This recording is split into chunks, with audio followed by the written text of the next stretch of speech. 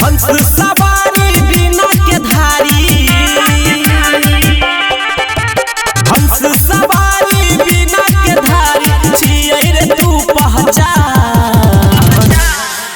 मैया सबसे महान एले बाटैले ज्ञान,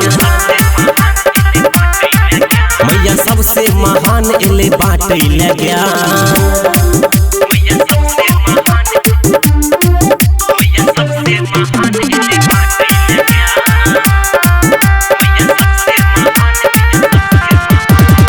हंस पर बैठ के हंसा वाली सबके ज्ञानी बनाबई रे।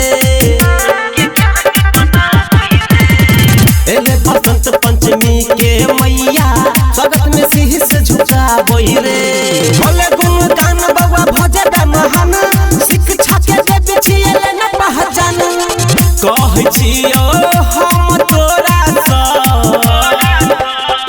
कहै छियो हम तोरा सँ एना नहीं तू कान।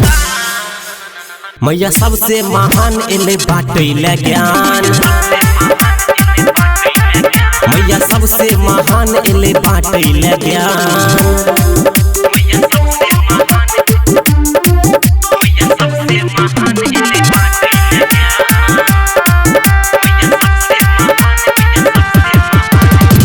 एक हाथ बिना माँ के एक हाथ किताब छे, सबके ज्ञानी बनौने मैया सबके रखने हिसाब छे। भोले पूजा पाठ बउआ रहने निराश, फिर बाबा ने तो मैया भजे तू पास। राइटर राजा संगे अंकित कह,